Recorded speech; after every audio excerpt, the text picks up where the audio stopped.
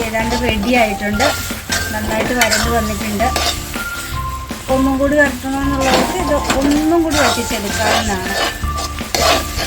ഇതിലേക്ക് ഇനി അല്പം നെയ്യ് ചേർത്ത് കൊടുക്കാം.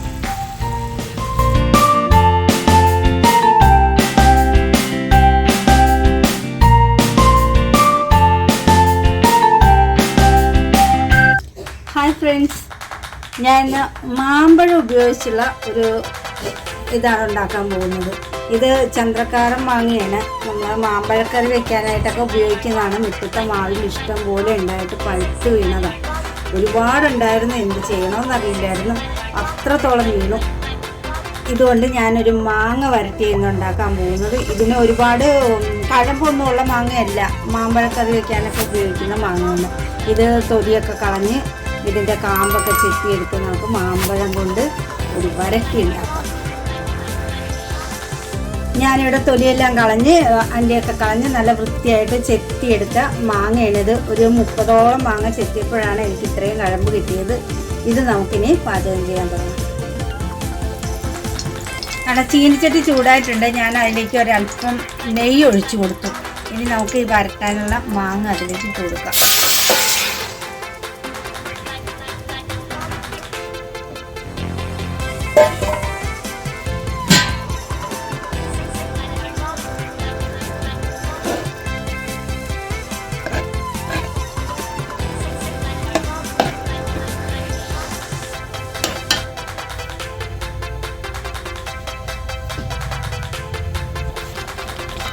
ഇതിനി നമുക്ക് മൂടി വെച്ചൊന്ന് വേവിച്ചെടുക്കാം.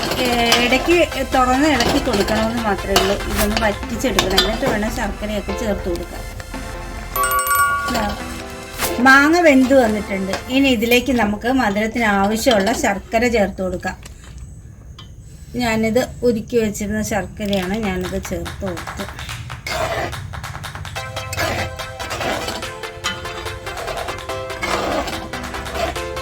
ഇനി ഇത് നന്നായിട്ട് ഇതിൽ പിടിച്ച് ഒന്ന് വറ്റി വരണം. ഒരല്പം ഉപ്പും കൂടി ചേർത്ത് കൊടുക്കണേ.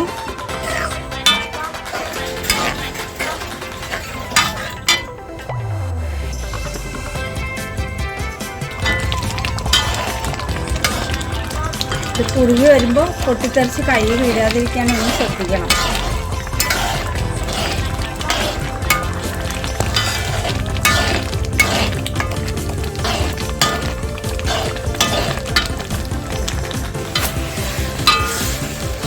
നമ്മുടെ വരട്ടി ഒരുവിധം ശരിയായി വന്നിട്ടുണ്ട്. നമുക്കിതിലേക്ക് പാലൊഴിക്കാം. ഞാൻ 2 തേങ്ങയുടെ കട്ടിയുള്ള പാലാണ് ഇതിലേക്ക് ഒഴിക്കുന്നത്. പച്ച തേങ്ങയുടെ പാലാണ്. ഇനി ഇത് നന്നായിട്ട് വറ്റിച്ചെടുക്കാം. അതിനകത്ത് ഏലക്കയും ജീരകവും ചേർത്ത് കൊടുക്കണം.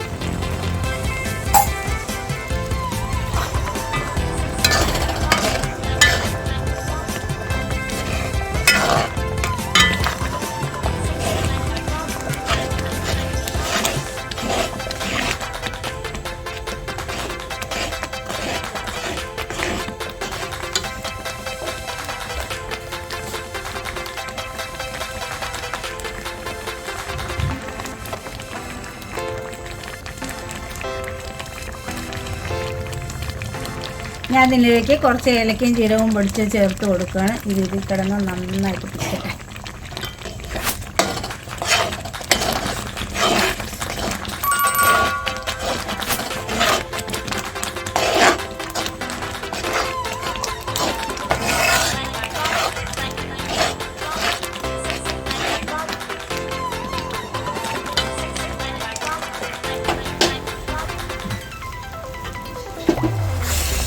നമ്മുടെ വരട്ടി ഏതാണ്ട് റെഡി ആയിട്ടുണ്ട്. നന്നായിട്ട് വരണ്ട് വന്നിട്ടുണ്ട്. ഒന്നും കൂടി വരട്ടണമെന്നുള്ളവർക്ക് ഇത് ഒന്നും കൂടി വറ്റിച്ചെടുക്കാവുന്നതാണ്. ഇതിലേക്ക് ഇനി അല്പം നെയ്യ് ചേർത്ത് കൊടുക്കാം.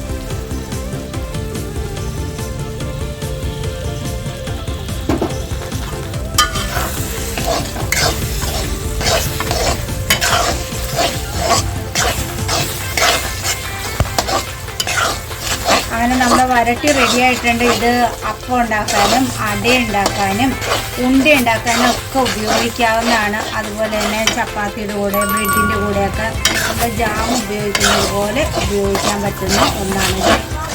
നല്ല രുചികരമായ വിഭവമാണ്. ഇതൊന്നും ഉണ്ടാക്കാൻ പറ്റില്ല. അതിക്ക് മുമ്പ് തന്നെ പിള്ളേർ ഇതൊക്കെ അങ്ങോട്ട് തീർത്ത് കളയും. അപ്പം നിങ്ങളെല്ലാവരും ഇത് ഉണ്ടാക്കി നോക്കണം. ഒരിത്തിരി സമയം എടുക്കുമെന്നേ ഉള്ളൂ. വളരെ നല്ല വിഭവമാണ്. എല്ലാവരും ഉണ്ടാക്കണം. ഈ മാങ്ങ അല്ലെങ്കിൽ ഏത് മാങ്ങ വെച്ചും ഉണ്ടാക്കാം നിങ്ങൾക്ക്.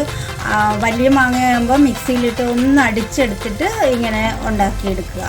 നമുക്ക് മറ്റൊരു വീഡിയോ ആയിട്ട് വീണ്ടും കാണാം. നിങ്ങൾ ലൈക്ക് ചെയ്യാനും സബ്സ്ക്രൈബ് ചെയ്യാനും ഷെയർ ചെയ്യാനൊന്നും മറക്കരുത് കേട്ടോ. ബായ്.